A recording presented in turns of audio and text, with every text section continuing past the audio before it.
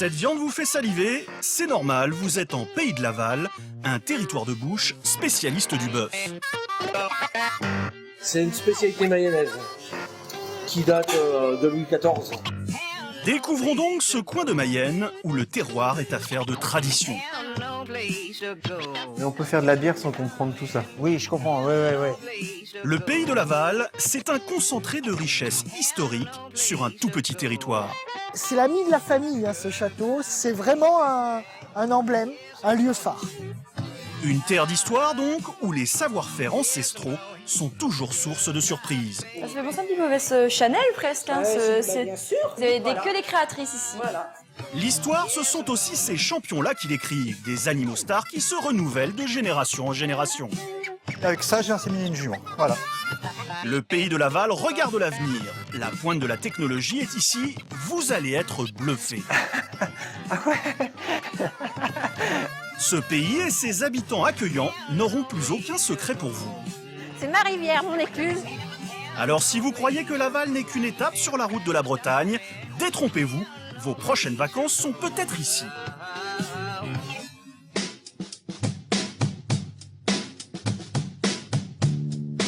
Le château de Laval. On ne peut pas venir en Mayenne sans s'arrêter devant cet impressionnant édifice du XIIIe siècle. Dans l'imaginaire du grand public, c'est le château idéal, car avec sa tour imposante, il représente la forteresse moyenâgeuse par excellence. Pour nous en parler, Xavier Villebrun, c'est le patron du patrimoine de la ville. Avec ce passionné d'histoire, vieilles pierres et grands donjons nous livrent tous leurs secrets. Alors, le château, on le voit bien ici, c'est d'abord le point phare de la ville. C'est son repère visuel. Le donjon se dresse 35 mètres quand même au-dessus de la Mayenne. C'est à la fois une frontière, cette Mayenne. C'était également ici la route de Paris. Ça reste donc un emblème. Un emblème, car vous allez le voir, à lui seul, ce château est un sacré morceau de l'histoire de France. Ah, c'est un beau château là. Tu vois. Aujourd'hui, Xavier a rendez-vous avec un ami, Stéphane, spécialisé dans l'art militaire moyenâgeux. Direction le point le plus haut de la tour, sous cette charpente exceptionnelle qui a résisté à 8 siècles d'histoire, voici tout simplement un chef-d'œuvre d'architecture à l'origine d'une révolution militaire, les hourds, ces ouvertures qui donnent sur le vide. Les hourds en débord vont permettre de ménager ces orifices qui sont suffisamment importants pour pouvoir battre la base des murs de la tour maîtresse.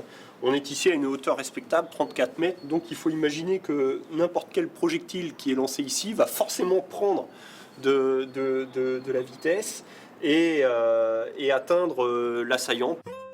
C'est la première fois dans l'histoire de France qu'un donjon n'est plus seulement un simple refuge, mais aussi une forteresse offensive. Laval a la pointe de l'art militaire, car au Moyen-Âge, la ville est l'avant-poste des rois de France, à l'ouest du territoire. On descend maintenant la tour d'un étage et on change d'époque. Entre avec moi dans ce beautiful donjon. Et oui, une très belle pièce. Ici, c'est l'époque de la Renaissance. Un sol en briques et en calcaire, une belle fenêtre pour faire un puits de lumière, une voûte en truffaut et en son centre, le blason des anciens seigneurs de Laval. Alors ce blason n'a pas survécu à la Révolution française, on le voit très bien, il a été bûché, martelé, voilà. Un blason martelé, c'est le signe d'un changement d'époque. À la Révolution, le château se transforme en prison. Ce passé carcéral se lit encore sur les murs, comme avec ses traits pour compter les jours. Et puis parfois, certains autres vont jusqu'à graver leur nom. Vous voyez notamment ici, celui qui apparaît, Faure, avec sa profession imprimeur. Faure imprimeur, c'est l'un des chefs du parti sans culotte de Laval durant la Révolution.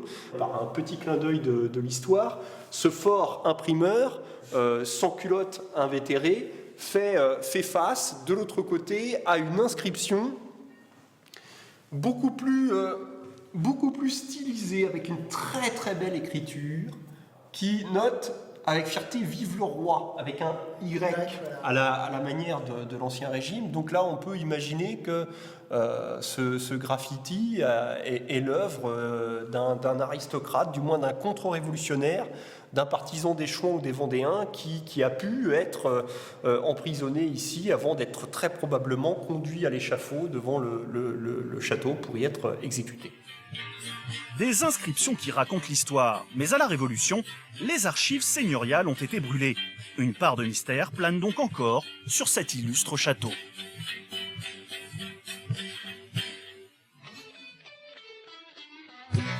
Après l'histoire, le terroir, car la Mayenne est en France le plus gros producteur de viande bovine.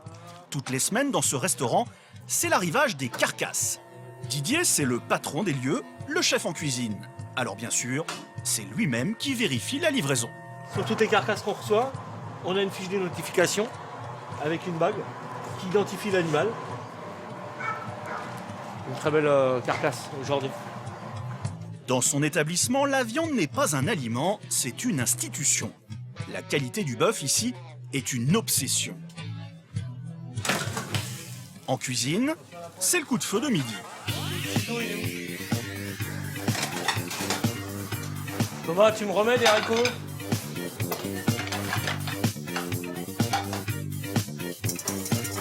Béarnaise à envoyer. Allez, 7 en direct. 7 brochettes de bœuf. Le bœuf de sa région, il le cuisine sous toutes ses formes. La mise en place pour la viande, elle est là. Là, il y a tout ce qu'on veut, là. Faux filet, entrecôte, pièces de bœuf, viande à tartare. Pour nous, c'est important parce que d'abord, on travaille les carcasses, donc il faut valoriser toute la carcasse. Ici, bien sûr, on ne parle pas de n'importe quel bœuf. Le bœuf fermier du Maine, une viande strictement labellisée pour sa qualité. Avec cuisson, s'il vous plaît. Le bœuf fermier du Maine, c'est un choix personnel, une démarche et aussi d'être sûr d'un produit de qualité constant sur toute une année. Et nous, ça fait 23 ans qu'on est constant, quoi. Donc, tu as tout? Si Didier a autant confiance, c'est qu'il sait qu'une vache élevée dans la nature sans aucun OGM se transformera en viande délicieuse.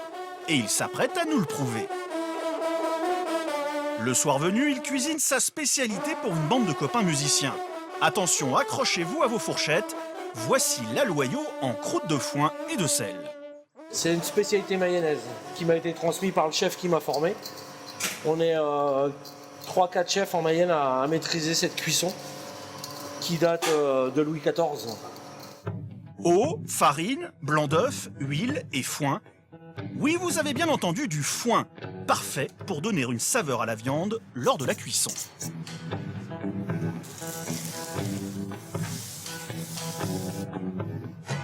On va l'emmailloter, il faut. Au four 20 minutes, le résultat est sans appel. Cette cuisson à l'étouffée assure une tendreté inégalée à la viande. On va couper ça comme du papier à cigarette, très fin. Ah, ça va être de la soie. L'heure du verdict est enfin venue.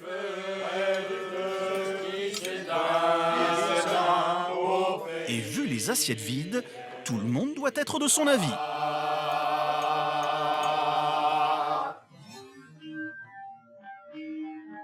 Partons maintenant à la découverte d'une initiative remarquable. Nous sommes à Louvernay. Ce sexagénaire sportif à vélo, c'est Pierre, un ancien professeur d'histoire, toujours volontaire pour vous faire découvrir toutes les surprises de sa Mayenne. Bienvenue sur Ecologia. Vous amenez le soleil en plus, c'est formidable. Ouais, ça fait longtemps qu'on Ouais, l'a pas eu. ça fait du bien. C'est toi le... Je suis Vincent, donc patron, c'est pas le mot qu'on emploie ici. Je suis un des deux cofondateurs d'Ecologia. Ecologia, c'est un parc écologique et naturel. Ce week-end, le public est venu nombreux.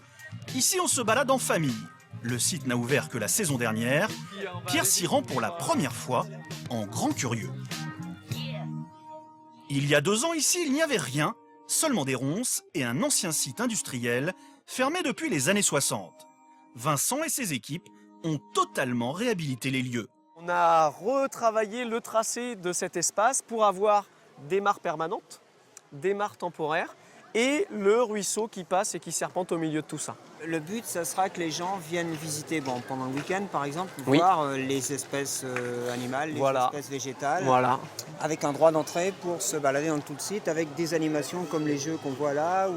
Alors le droit d'entrée, tu vois, on a décidé de faire différemment des autres sites privés, puisque ici, sur le site d'Ecologia, tu peux entrer et c'est toi qui décides de ce que tu donnes à la fin. C'est aussi ça le succès d'Ecologia. La balade est gratuite, seules les activités sportives et le restaurant sont payants. Et ici, tout respecte l'environnement. Le parc veut montrer l'exemple aux promeneurs. La preuve avec cette piscine écologique, de fines membranes noires dans le fond pour chauffer l'eau, avec les rayons du soleil et des plantes qui filtrent sa qualité. Le résultat est surprenant. De devenir une vitrine. L'année dernière, on a eu toute l'année l'eau la plus pure du département en termes de baignade. Le seul risque que tu prends ici, ça va être de tomber sur une grenouille qui va te chatouiller les pieds. Voilà, c'est tout ce que tu prends comme risque. Ah oui, t'arrives à la choper? Bah ouais, tu vois. Vincent ne mentait pas. C'est la preuve d'une eau de très bonne qualité. Et ce petit coin de paradis, vous pouvez vous y baigner. À condition quand même d'être VIP, il faut choisir l'option hébergement. Et comme on est sur un site où sur 70 hectares, on a mis en place 33 hébergements, on n'est pas dans un camping avec les uns derrière les autres. Il faut savoir qu'ici, ce n'est pas une baignade de jeu, c'est une baignade où justement tu viens, tu te poses, tu profites. Je comprends bien. Tu viens te délasser dans l'eau un petit peu. Voilà. Donc l'année dernière, il n'y a jamais eu tout le monde à se baigner en même temps. Il y a vraiment un circuit qui sur se le fait. transat, tu lis un bon bouquin. Exactement. Une petite balade après et puis le tour est joué. Formidable. Alors que ce soit pour une balade, une baignade ou une nuit, pensez à vous y arrêter. Ecologia vient même de recevoir le prix national du tourisme responsable. Et quand on parle de tourisme, le pays de Laval n'est jamais à court de surprises et de lieux exceptionnels. La petite ville d'Entrammes et son clocher. Apparemment, cette église est comme beaucoup d'autres, mais en réalité, elle est en France une quasi-exception. Car ce qu'elle renferme est un véritable trésor. Des thermes gallo-romains, vieux de plus de 2000 ans. L'été dernier, Adèle a été guide ici. Elle retrouve l'un de ses anciens collègues. Voilà Jérôme, Bienvenue. t'as préparé tes antisèches? Tout à fait, j'ai tout prévu. À eux deux, ils connaissent le site par cœur. Adèle, je te propose de rentrer à l'intérieur des thermes maintenant. Ce bijou patrimonial, l'église d'Entrammes l'a caché aux yeux de tous, sans même le savoir, jusqu'en 1987. Et pour une raison toute bête. Tout ce que l'on voit actuellement se trouvait en fait sous le plancher de l'église. Donc les fidèles qui allaient à l'église, à ce moment de la messe, marchaient sur des thermes gallo-romains, mais ne le savaient pas. Ne le savait pas du tout puisque le sol a été légèrement rehaussé et donc le plancher des Romains n'était plus du tout celui des chrétiens. Lors des travaux de restauration, la découverte a alors stupéfait. Car ces thermes sont dans un état de conservation exceptionnel. On y voit encore les 4 salles antiques. À l'époque, elles étaient plus ou moins chauffées en fonction de leur emplacement. Allez, mettons-nous dans la peau d'un Romain. Attention, les noms sont en latin. Donc, l'Etipidarium, c'est une salle où on vient se préparer au bain. Généralement, on a fait un petit peu d'activité sportive auparavant, on a transpiré. Donc là, on va se faire racler la peau pour enlever toutes les saletés et se faire enduire également le corps d'huile parfumée. Puis on passe dans l'étuve. Donc l'étuve où... C'est un petit peu comme le sauna en fait d'aujourd'hui. Voilà, c'est ça, comme le sauna. Donc son nom d'ailleurs nous fait penser à la sudation, c'est le sudatorium. Et la salle la plus au fond, le caldarium, il y avait là une sorte de piscine appelée solium. Et c'est ici qu'on venait se délasser dans un bain très chaud. Mais ce n'est pas tout ce qui a été conservé. La vraie fierté de nos deux guides, c'est le mur des thermes. Alors, ce que l'on a d'intéressant sur ce mur, c'est cette succession d'ouvertures avec des fenêtres rectangulaires à double linteau. Un mur aussi haut de 8,50 m, on en possède très peu en France. De cette époque-là. Seuls les thermes de Cluny, à Paris, sont dans un si bel état de conservation. Entrammes rivalisant avec la capitale, de quoi s'enorgueillir. Et de la fierté, le pays de Laval a bien d'autres raisons d'en éprouver. Rendez-vous maintenant dans une ferme d'élevage avec Didier. Notre cuistot en chef marche avec Jacques, un éleveur amoureux de ses vaches. Ici, les animaux ont une santé de fer. Tous sont inscrits au célèbre label régional, le bœuf fermier du Maine. Quand on a à des éleveurs qui sont passionnés, elles sont moins stressées, elles sont bien dans le pré, elles passent des bons séjours et elles finissent forcément bien dans l'assiette. Et dans sa passion du travail bien fait, Jacques ne s'arrête pas là. Depuis 10 ans, chaque année, ses plus belles bêtes paradent au concours de beauté. Ici, une famille au grand complet, grand-mère, fille et petite-fille, ce sont les stars de la ferme. Elles ont leur propre chant. Il s'agit d'une race locale, la Rouge des Prés. C'est la vache qui a le plus beau palmarès des Rouges des Prés, parce qu'elle a été 4 fois au salon de l'agriculture, 4 fois première, 3 fois championne. Une bête comme ça dans sa vie, on en a une, j'ai eu la chance de la voir. C'est la fierté d'un éleveur. C'est la fierté, non. Puis le salon de l'agriculture, les emmener au salon de l'agriculture, je crois que c'est une concrétisation. Aujourd'hui, pour la grand-mère, les concours, c'est terminé. Mais d'où vient son succès passé? Quels sont les critères de beauté? Petite leçon par un fin connaisseur. Nous, en élevage, on aime bien des bêtes qui aient du bassin. Après, il faut qu'elles soient assez longues et assez grandes. Il faut qu'elles aient des bons membres, sains. Il ne faut pas qu'elles soient panardes, il ne faut pas qu'elles aient des parts comme ça. Il y a les critères de couleur aussi. Donc il faut que les animaux n'aient pas de nez noir, pas de points rouges dans les pattes, et après une belle couleur rouge caille avec, si possible, un petit cœur en tête. Qui aurait cru que la compétition était aussi ardue? Jacques fait ça pour le plaisir, mais tout de même, c'est un gagneur. Alors à chaque concours, il sort le grand jeu. Pour préparer la bête, il faut passer 2 heures de toilettage pour que l'animal soit le mieux présenté possible. On peut comparer ça à des Miss, je pense. Il faut être la plus belle. Voilà. La première qualité pour être la meilleure, la propreté bien sûr. Les vaches ont la peau épaisse, alors va pour le Karcher. Le but de tout concours, c'est de se faire connaître. Et donc après, donc l'animal qu'on emmène, il n'est pas à vendre parce que c'est l'avenir de notre élevage, on le garde. Mais il peut permettre de faire vendre d'autres animaux d'élevage et plus particulièrement des mâles. Tous ces efforts pour se faire connaître, mais Jacques veut surtout continuer à remplir son tableau d'honneur. Des vaches qui jouent au Miss, une longue tradition qui perdure. Découvrons maintenant une tradition qui, elle, s'est éteinte. Ces 2 bâtiments sont des bateaux lavoirs, les 2 derniers dans toute l'Europe. Pour parler de leur restauration, Xavier a aujourd'hui rendez-vous avec André. C'est la mémoire vivante de ces bateaux. Et ceci pour une très bonne raison. Le bateau lavoir qui a été baptisé le Saint-Yves, c'est le bateau sur lequel je suis né. Et vous avez cette porte-fenêtre qui est ici. C'est la porte-fenêtre de la chambre où je suis né. Je suis né exactement ici, là. Et de là, j'ai vécu 28 ans sur le bateau. 28 ans à fréquenter les coulisses du bateau, car son père en était le propriétaire et l'habitant. À chaque extrémité, il y avait les appartements. Là-bas, ce que vous voyez à la fenêtre, c'était des chambres. Depuis 1993, ces 2 bateaux sont classés monuments historiques. Celui-ci s'appelait le Poirier. Un bateau que l'on retrouve sur des archives d'époque dans les années 60. À la cale, les blanchisseuses travaillaient avec l'eau de la rivière. Le linge humide était ensuite monté au rez-de-chaussée. On le plongeait alors dans des cuves d'eau bouillante, chauffées en dessous par des chaudières à charbon.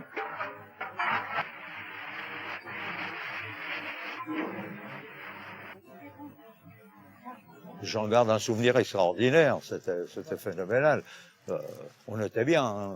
Ça ressemblait pas quand même à des gens qui étaient dans un appartement en ville, hein. Ça n'avait rien à voir. Je pouvais chanter, je pouvais faire tout ce que je voulais. Il y avait que les poissons qui pouvaient m'entendre en faciès, les bateaux d'à côté, mais c'était un peu folklorique parce que vous aviez les laveuses, entre parenthèses, les laveuses professionnelles qu'il avait pour les gens en ville. C'était des phénomènes, hein. Il y avait le petit café d'à côté, les bolets de cidre, ça marchait, hein. Pour le plus grand bonheur d'André, les bateaux doivent redescendre à l'eau en 2014. L'un sera un musée et l'autre un lieu culturel pour les musiciens du coin.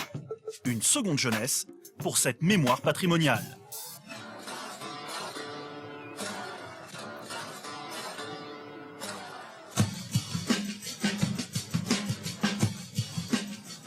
Retour dans la ferme de Jacques, car l'éleveur s'occupe aussi de chevaux, des athlètes de haut niveau.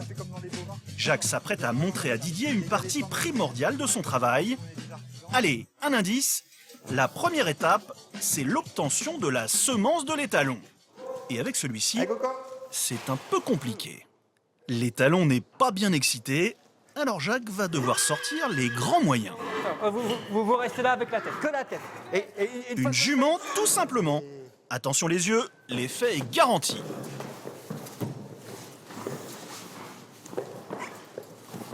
C'est assez impudique, mais très rapide. Là, on sent le repos des guerriers. Ah ouais. Hop là, doucement. Voilà, donc je recueille le sperme ici. Voilà. Et après, avec ça, je vais inséminer une jument. Voilà. C'est pas compliqué, il faut que le cheval soit bien dressé. Pas compliqué, mais un peu gênant, n'est-ce pas Didier? Je connaissais le procédé, mais jamais vu réellement, quoi. En fait, les accouplements naturels sont rares. Peu d'éleveurs prennent le risque de voir leur jument blessée par un étalon. Jacques, lui, fait ça depuis 20 ans. En Mayenne, ils ne sont que 8 éleveurs comme lui à maîtriser ce savoir-faire. Là, on filtre le sperme, parce que des fois, le cheval peut avoir des impuretés. Toc. Après, on met ça tout de suite au chaud pour éviter les chocs thermiques. Jacques ne manque pas de travail, car il ne s'occupe pas que de ses propres bêtes. C'est un intermédiaire qui insémine les juments des autres. Au final, ces chevaux reproducteurs sont énormément sollicités. Eh bien, ils sont prélevés, c'est une fois tous les 2 jours en principe, et c'est en fonction des... C'est-à-dire que les gens, il y a un catalogue où on a tous nos chevaux qui font la monte, donc c'est envoyé à tous les éleveurs. Et là, après, les gens choisissent les étalons en fonction des prix, des origines, du géographique. Quelques minutes de préparation, il ne faut pas traîner. Donc là, j'ai ma dose, la seringue pleine de sperme pur. Et donc, je vais appuyer, je vais mettre ça dans le col utérus de la jument. Donc voilà, c'est la première fois qu'on l'insémine.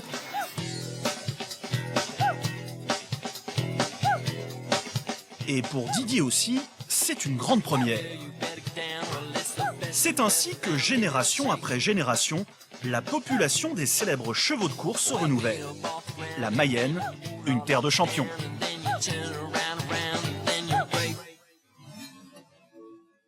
Impossible de parler du pays de Laval sans aborder un autre savoir-faire, le tissage. Au XVIIIe siècle, la région comptait 1700 tisserands. Mais depuis 50 ans, ils ont tous disparu, enfin presque. On arrive ici à l'une des plus vieilles maisons de Laval, qu'on appelle la maison des mères. On n'a pas vraiment d'explication d'ailleurs du nom de cette maison, dans laquelle se trouve aujourd'hui un atelier de tissage, le dernier atelier de tissage donc, de la ville. À la rencontre donc de ces irréductibles. Aujourd'hui, Adèle va s'essayer au tissage. Bonjour, je viens rencontrer Karine. Oui, c'est moi. Bonjour. Bonjour. Adèle. D'accord. Enchantée. D'accord. Ben là, on est en train d'essayer. Voilà Françoise qui a fini son. Voilà, une veste son que j'ai tissu. fait. Que vous avez fait vous-même. Oui. Voilà, Qui est formidable. assemblée avec des crochets. Voilà. Et dans le cours de Karine, on peut tout tisser. Chanvre, plastique, cuivre, dentelle et même crâne cheval. Mais pour Adèle, une débutante, on ne va pas compliquer. Allons-y. La laine, pour commencer, c'est très bien. On retourne sur les bancs de l'école. Voilà. Les bancs de l'école, c'est justement là qu'est née la passion de Karine. L'envie de tisser, ça m'est venu à l'école maternelle où la maîtresse nous avait fait un petit cadre et elle avait tendu une chaîne et elle nous avait appris le pair impair et le dessus-dessous. Et on avait tissé du papier. Et là, je m'étais dit, quand je serai grande, je tisserai. C'est trop bien. Et effectivement, vers 30 ans, je me suis sentie sans doute grande et je me suis mise à tisser. Une passion qu'elle a voulu partager. Une fois par semaine, Karine tient bénévolement cet atelier. Et ça marche. Regardez Adèle, elle est en pleine concentration. ça y est, je suis totalement dedans là. Il faut dire que la jeune étudiante en histoire de l'art est un peu dans son élément. Car depuis quelques années, le tissage change de statut.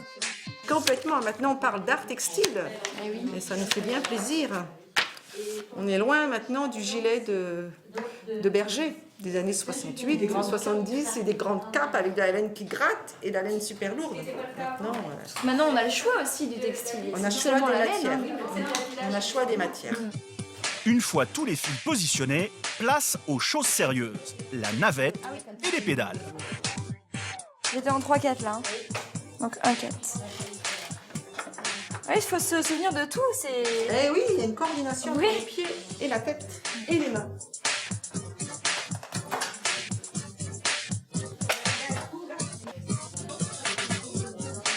Bon, effectivement, c'est un peu compliqué, mais en moins d'une heure, Adèle est convertie. C'est apaisant, je trouve, en tout cas, à faire. Après ce voyage dans le temps, tournons-nous vers le présent. À Laval aujourd'hui, le tissage moderne, ça donne ça. Vous êtes ici au tissu d'Avenière, une société plus que centenaire. Mais depuis 40 ans, l'entreprise s'est adaptée. Elle ne fait plus de tissus, elle imprime les tissus. Aujourd'hui, on réalise des fleurs de pommier. Avec Grégoire Feinte, le propriétaire, Adèle découvre maintenant un tout autre univers.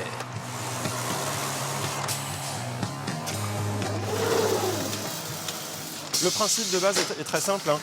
La couleur est déposée directement dans le cadre, cette espèce de pâte un peu visqueuse.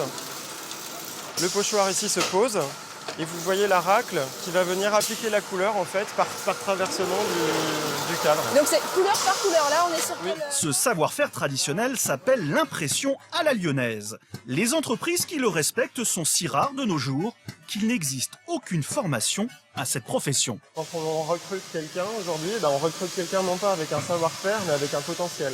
L'école elle est ici. Voilà. Les potentiels que recherche Grégoire, la minutie, la concentration et le souci du travail bien fait. Au final, la qualité des impressions est hors norme. Grégoire travaille pour l'ameublement de luxe. Ses clients viennent du monde entier. Travailler avec des clients prestigieux new-yorkais, anglais, etc., c'est effectivement assez gratifiant et on est très fiers de ça. Un savoir-faire bien lavallois qui se retrouve jusque dans les plus grands magasins américains. Laval et le tissage, une histoire qui n'est pas prête de s'achever.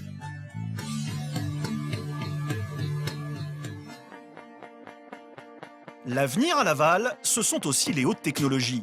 Car ce qui cartonne ici, ce sont les entreprises spécialisées dans la réalité virtuelle. Pierre, notre professeur émérite, n'y connaît pas grand-chose, mais de nature, c'est un curieux. Il nous emmène en banlieue lavalloise pour découvrir ce monde à part. Pierre Rambaud. Donc vous travaillez dans la réalité virtuelle? C'est ça, réalité virtuelle et réalité augmentée. D'accord. Mais ici, là? Ici, on est dans l'atelier de Réalise, en fait. L'atelier showroom, c'est là qu'on conçoit et qu'on construit tous nos systèmes de réalité virtuelle. Dans un garage comme ça? Dans un hangar. Dans un hangar. Ouais, non, c'est étonnant. C'est comme les groupes de rock qui commencent dans les garages, voilà, comme ça. C'est pareil. En espérant avoir un super building dans peu de temps. Bon, bah, c'est bien, on va les voir alors. Guillaume et Florent ne sont pas lavallois. Le premier vient de Brest, le second de Marseille, et pourtant, ils ont choisi Laval car c'est une des capitales mondiales de la réalité virtuelle. Alors c'est ça, ce cube magique. Guillaume va tout nous expliquer. Là, vous voyez, on a un cube géant, hein, clairement. Il fait 2,20 m d'arête. Sur chacune de ses faces, on a du contenu en 3D relief. Donc c'est comme un super cinéma. Et on voit ces petits disques là qui sont en fait des caméras infrarouges. Nous, on utilise ce matériel-là, mais au lieu de faire de l'enregistrement comme au cinéma, nous, on s'en sert en temps réel. Et donc, vous allez voir, vous allez rentrer à l'intérieur, et donc vous allez être complètement immergé par du contenu virtuel. Donc, vous allez voir pourquoi. Pierre est un peu perplexe. Donc, vous voyez, le matériel que vous allez utiliser, c'est des lunettes comme au cinéma 3D, c'est le même type, sauf que nous, on rajoute des petites sphères réfléchissantes qui permettent en fait au système de savoir où vous allez regarder. Donc en fait, tout est calculé. Finalement, Pierre reste bouche bée, il n'en revient pas. Donc vous allez voir, quand vous allez aller à l'intérieur, si vous vous baissez, vous pouvez voir sous les objets. Donc, typiquement, si je me rapproche d'une table, je me penche, je vois dessous. Premier pas dans un cube immersif. C'est le moment de se lancer dans le grand bain technologique. Lâchez la chaise. Voilà, c'est ça. Une technologie à tomber à la renverse. Si je veux m'asseoir, je fais ça. Voilà, c'est ça. Mais vous Hein allez avoir des problèmes. Oui. J'irai pas jusqu'au bout. On reste dans le virtuel. Ah ouais. Et voilà comment, en quelques secondes, on retrouve son âme d'enfant. Je prends la lampe là. Cette technologie, l'industrie automobile s'en sert déjà pour concevoir des véhicules sans même avoir besoin de construire des prototypes. La médecine, elle, l'utilise pour guérir des patients de leurs phobies en les mettant virtuellement en situation. Comme quoi, à Laval, les trésors se trouvent même dans les garages.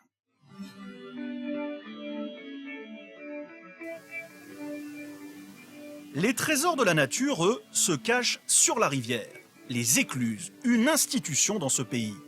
Grâce à elles, à Laval, vous pouvez passer de la Mayenne à la Loire.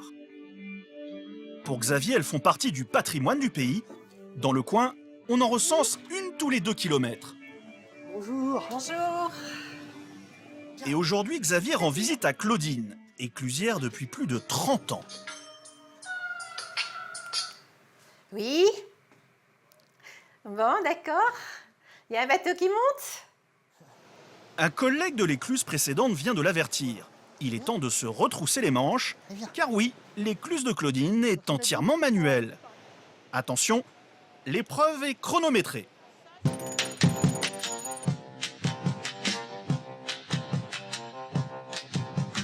On referme les portes. Je fais ça depuis 30 ans et j'ai toujours gardé la même vitesse. Souvent on me dit d'aller doucement, mais je sais pas faire. Alors maintenant on va remplir le sas pour que le bateau puisse se trouver à la hauteur de l'amont et pouvoir passer au-dessus.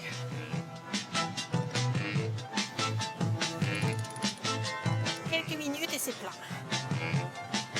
Dans l'autre sens. C'est plus rapide, hein? Eh oui. Allez, encore quelques tours. Force reste aux dames. Xavier est aux ordres et n'a qu'à bien se tenir. Ça va, c'est... Oui, ça y va est, vite, ouais. Mais ça demande quand même un certain effort. Et à force de tours de bras, il se prend au jeu. Voilà. On remet les petites choses là. Parce que sinon le volant il va redescendre dans l'autre sens. Ah, c'est un sport. Hein. C'est un sport. Voilà, ça vaut bien le joli. C'est un sport local. L'éclusage. L'été, Claudine effectue la manœuvre près d'une 40aine de fois par jour. Mais qu'importe les fatigues musculaires, son univers, elle ne l'échangerait pour rien au monde. Il y a un cadre magnifique. Là j'ai le bois en face. Souvent le matin j'ai des chevreuils là qui se promènent. On voit des renards, on voit des sangliers. On a le héron qui est toujours là. C'est ma rivière, mon écluse, j'ai tort de dire ça, mais c'est vraiment pour moi une passion. Et elle n'est pas la seule à l'aimer, son écluse. Depuis 10 ans, cette canette y a élu domicile. En pays de Laval, la nature est donc partout, et d'ailleurs non loin de là, se cache un royaume méconnu du grand public.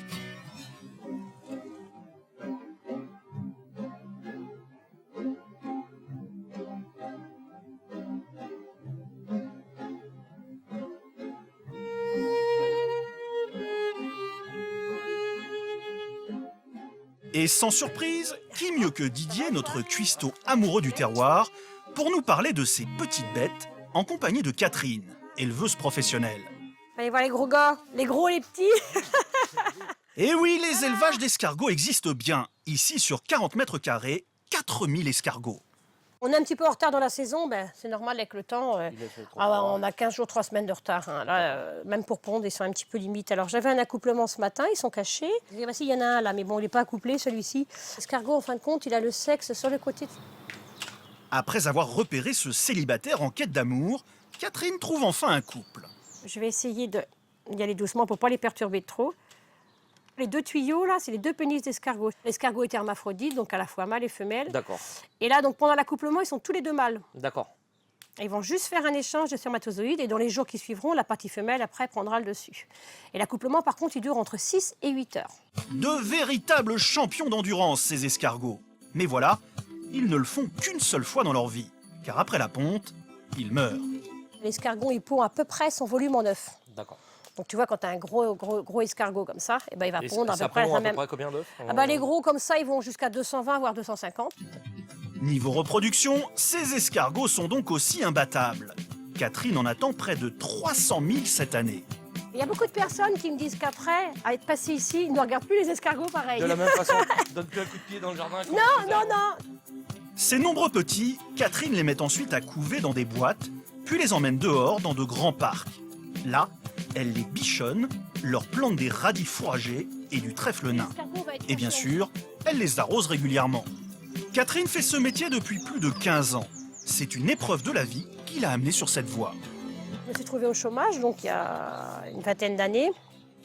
On avait du terrain, je me suis dit qu'après tout, il faudrait que je trouve quelque chose à faire, tout qui me permettait en même temps d'élever les enfants. Donc on avait pensé au gibier, à la truite, à plein de choses. Et puis un jour, dans une revue, j'ai vu qu'il parlait d'élevage d'escargots. Et ça m'a drôlement surprise. Je ne pensais pas que les escargots s'élevaient. Je pensais que les gens faisaient comme nous, ils les ramassaient. Et en fin de compte, non, il y avait l'élevage. Donc de fil en aiguille, je me suis renseignée. J'ai fait une formation à l'école d'agriculture à Rennes. Et puis voilà, me voilà aujourd'hui. Et pour Catherine, ça marche puisqu'elle en vit. Elle vend en fait aux particuliers et aux restaurateurs ses escargots et ses recettes.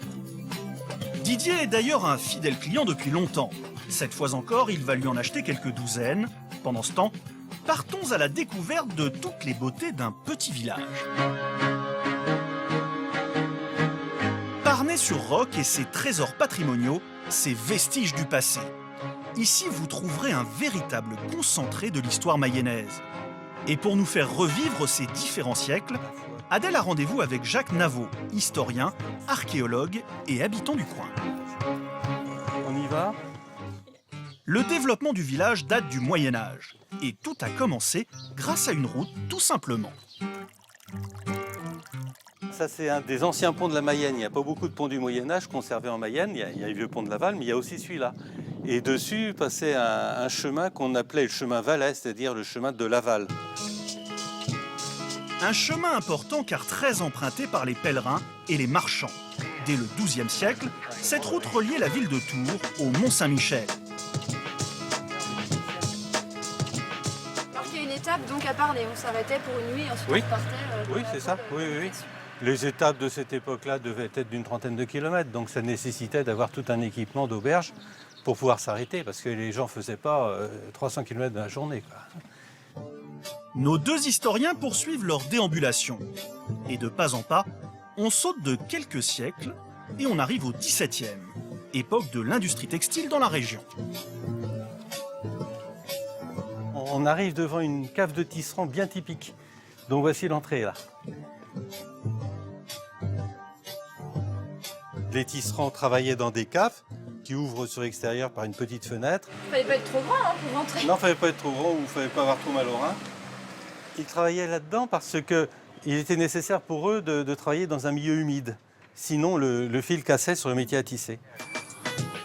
À la poursuite de l'histoire de ce bourg, Adèle et Jacques remontent le temps jusqu'à la révolution industrielle du XIXe siècle. Et cette maison devant eux est un exemple flagrant de cette époque. Alors ça, c'est une maison qui a été construite par un maçon pour y habiter. Alors c'est une maison qui est très caractéristique de la fin du 19e, avec de la terre cuite. Mais le maçon qui l'a bâti ne s'est pas contenté d'utiliser de la terre cuite. Il a imaginé tout un art décoratif. Et il en a profité pour en faire une espèce de ce qu'on appelait un chef-d'œuvre, quoi. C'est-à-dire une maison dans laquelle il présente tout ce qu'il est capable de faire. C'était de la publicité pour son art. Vous le remarquez, il y a fantaisie de cette maison-là, notamment par rapport aux maisons alentours. C'est vrai que là, le maçon a voulu épater un petit peu ses voisins par une surcharge décorative un petit peu. Briques rouges, briques blanches et frises très soignées, ce maçon a lancé une nouvelle mode et s'est construit une solide réputation. Dans tout le département, on retrouve sur de nombreuses maisons des traits caractéristiques de son art.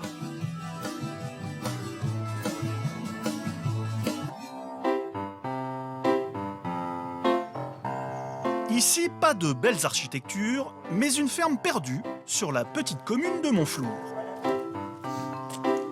Pierre, notre professeur d'histoire, est aussi un amateur de bière. Et c'est justement pour assouvir ses papilles qu'il s'est rendu ici. car entre les étables et les bottes de foin, Cédric produit de la bière traditionnelle. Aujourd'hui, le jeune brasseur va même tenter une nouvelle recette. Ça va s'appeler la bière terroir. Faut que ça soit bon. Ah oui, ce sera très bon. Bon, t'inquiète pas. alors allons-y. Bienvenue dans l'univers artisanal de la brasserie associative de Montflour, la BAM, créée en 2009. Avec ses collègues, tous bénévoles, Cédric souhaite produire bio. Aussi un peu partout en Mayenne. Notre intention, c'est de pouvoir faire une bière qui puisse être 100% terroir, donc tout issu de Montflour. On doit élaborer une recette. Donc là, on fait un peu de test en petite quantité. Ouais. Et ensuite, on voudrait que ce soit reproductible en plus grande quantité pour la brasserie, pour que ce soit commercialisé plus tard. C'est parti, la fabrication de la bière expérimentale peut commencer. Pierre est un élève assidu. Indispensable tout d'abord, l'orge qu'il faut broyer. Donc là, ça nous convient parce que l'écorce des grains est assez intacte. Il y a une bonne proportion de farine et une proportion de gruau qui sont les petits morceaux que l'on voit. Il faut que ça corresponde à quelque chose qui soit un tiers. Nous, dans notre choix, on va le mélanger ça avec de l'eau pendant 20 minutes. Et ça va être l'empâtage où l'amidon va commencer à se dissoudre et les enzymes vont commencer à se réveiller. Se réveiller, c'est-à-dire relâcher tout leur sucre et leurs arômes. On va avoir une grande bière. Et cette opération ne se fait pas n'importe comment. Contrôle de la température et augmentation progressive de la chaleur. C'est un mélange un peu pâteux. Un peu pâteux car il s'agit de blé bouilli. Et tout est ensuite millimétré. Et là, tu notes le minutage de toutes les opérations. Oui. Ah ouais, il faut qu'il y ait un respect du temps, comme ça. On a des paliers là, par exemple, on doit avoir un palier de 20 minutes. Et tout ça, vous l'avez appris dans les livres, parce que vous n'êtes pas des familles de brasseurs ici. Là. Donc c'est vraiment, vous êtes des autodidactes de la bière, quoi. Pierre est épaté, car ces autodidactes font un travail de pro. Une fois bien mélangé, c'est l'étape de la filtration. On ne conserve alors que le jus. D'ailleurs, Pierre ne va pas s'en priver. C'est vrai que c'est prometteur. Ouais, prometteur. Et on le remet à bouillir. Reste à ajouter le houblon afin de donner de l'amertume à la bière. Et notre professeur, lui, essaye toujours de comprendre. Puis alors, c'est vraiment, il faut être calé en physique, en chimie du moins pour faire. Pour être de la biochimie. Hein, parce que là, je vois le C6H12O2 qui se transforme en 2CH3CO, C. Non, là, j'avoue que je suis admiratif. Hein. C'est vrai que ça. Mais on peut faire de la bière sans comprendre tout ça. Oui, je comprends. Ouais. Les professeurs tournesol dans un hangar, comme ça, perdus au fond de la Mayenne, en train de brasser des liquides et des pâtes douteuses.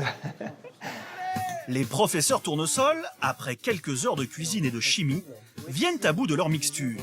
Le liquide est prêt pour être fermenté avec du levain naturel, étape indispensable pour libérer l'alcool. Bon, bien, on lève notre verre à la bière de Montflour. Okay. Hein? Le verdict, alors. Elle est excellente. Hein. Excellent. Attention tout de même, n'en abusez pas. Notre voyage en pays de Laval n'est pas terminé. Nous voici de retour à Entrammes, sur le domaine de l'abbaye du Port-Salut, célèbre pour le fromage du même nom. Les moines ont arrêté sa production traditionnelle en 1963. Alors, comme un clin d'œil de l'histoire, une fromagerie traditionnelle a vu le jour il y a 2 ans, à 200 mètres de là. Adèle raffole de fromage et ses parents viennent de temps en temps en acheter ici. On est donc sûr, c'est une bonne adresse. Bonjour. L'objectif quotidien ici, c'est de faire un fromage bio et local afin de faire renaître la tradition fromagère de la ville. Sylvain est maître fromager et après 2 ans d'activité, son travail est déjà récompensé. Et ben voilà notre produit phare qui a été récompensé au concours général agricole cette année. Là. Médaille d'argent. On a encore une petite marge de progression, quoi. Ouais. Première marche du podium vous attend maintenant. Voilà. Quelle est la recette du succès? Adèle s'apprête à le découvrir en coulisses. Voilà, la spationaute, prête à conquérir l'espace. Le dernier petit accessoire, la Charlotte. La Charlotte. Tenez. Formidable. C'est bon, Adèle est tout équipée. Elle entre pour la première fois dans le monde parfumé d'une fromagerie. Ouh, ça sent fort. Oui, mais ça sent le lait frais en fait. Ah oui. Ouais. Donc on y va. Faites comme Adèle, suivez bien Sylvain, vous allez tout comprendre. Première obligation, mettre la main au produit. Adèle, elle, n'a aucune hésitation. Lorsqu'on veut faire un fromage traditionnel, on est obligé de le faire en mettant les mains dans le produit et en le sentant parce qu'il n'y a rien de figé dans notre recette, quoi. Donc là, on est arrivé à la texture requise et à la taille des grains. Donc ils sont à peu près un peu plus petits qu'un grain de maïs, entre un grain de maïs et un grain de riz.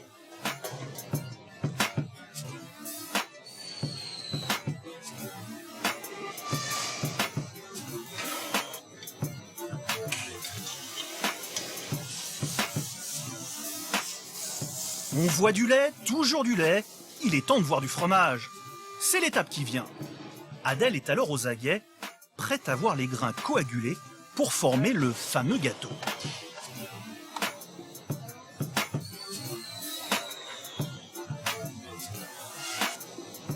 À la sortie de la découpe, les morceaux de fromage sont cubiques. Mais ils ne vont pas le rester longtemps. Ouais, ça va aller. Donc là, tous les fromages sont dans les moules. Maintenant, il faut juste qu'on les presse pour qu'il y ait une force qui s'exerce dessus pour qu'ils prennent leur forme finale. Comptez 100 litres de lait pour produire 10 kg de fromage. Il ne reste plus qu'une seule étape avant la dégustation, mais encore un peu de patience, car l'affinage, c'est long. Plus les fromages vieillissent, et ben plus c'est le patrimoine, le terroir qui va s'exprimer en fait dans le fromage. C'est un petit peu comme pour le miel, donc en fait, ce que les abeilles vont butiner, les fleurs, le pollen va se ressentir dans le goût du miel, et là c'est la même chose donc voilà. Pour le lait. Et enfin, ce qu'Adèle attend depuis un long moment. Merci. Très parfumé, il est un petit peu collant en bouche, donc il va peut-être mériter une semaine de plus d'affinage pour qu'il soit un petit peu moins. Ça permet de contrôler collant. aussi. Ouais, voilà, ouais. Mais nous, on les goûte pratiquement tous, quoi. On est obligé un petit peu parce que. Je veux bien vous aider. On vous appellera la prochaine fois. Adèle est conquise, la fromagerie a une nouvelle employée. Notre visite du Pays de Laval a commencé ici. Et c'est aussi ici qu'elle va se terminer, au pied du château, le centre historique de la ville. Des maisons à pans de bois, appelées aussi à colombages, il y en a qui ont plus de 500 ans. Mais celle-ci est particulière, car il y a encore 5 ans, à sa place, il n'y avait rien. Ce bâtiment est une pure nouveauté. Xavier, en amoureux du patrimoine et fan de cette maison, il veut nous en présenter le propriétaire, un maître d'œuvre exceptionnel qui travaille avec les mêmes méthodes qu'en 1450. On entend Monsieur Bolin, le propriétaire, à l'intérieur, en train de travailler à l'herminette, et on va aller le rejoindre dans sa maison, dans son chef-d'œuvre. Hervé!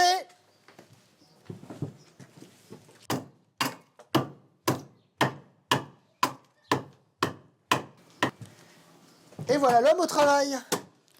Alors, est-ce que tu peux nous expliquer ce que tu es en train de faire? C'est une pièce d'enchevêtrement pour la cage d'escalier, pour soutenir une partie de l'escalier, voilà. Hervé fait tout manuellement, une vraie philosophie, même une question de poésie. Parce que si on le fait à la machine, il n'y a pas d'âme, il n'y a rien, quoi. Là, au moins, on voit, on a la trace de l'outil, on sent l'ouvrier qui a peiné pour réaliser la pièce. Et non seulement ça, c'est qu'on a une irrégularité. Et cette irrégularité, c'est ça qui contente l'œil. Quelque chose de trop précis, c'est quelque chose de fan, de passé, sans âme, quoi. Voilà, c'est tout. Voilà, parce qu'on travaille avec ses mains, mais c'est la tête qui dirige tout. On parle toujours des manuels, mais les manuels aussi pensent, réfléchissent, conçoivent, enfin voilà. Et un manuel qui réfléchit, ça donne de véritables chefs-d'œuvre. Des larges poutres d'un seul tenant, des bois enchâssés, chevillés naturellement, du torchis qui résiste au temps et un assemblage qui se penche et s'avance sur la rue. Tout est en équilibre, suspendu comme par enchantement.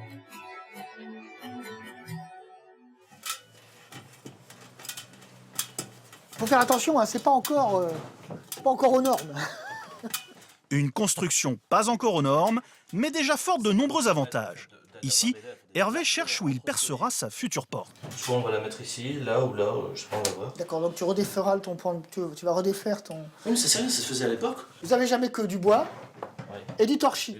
Donc un coup de scie dans le bas, un coup de scie dans le haut, et on insérait notre porte dedans notre porte ou notre fenêtre. On pouvait très bien laisser un soubassement aussi. Enfin, peu importe, tout est très facile. Ce sont des constructions d'ailleurs d'une élasticité, d'une plasticité.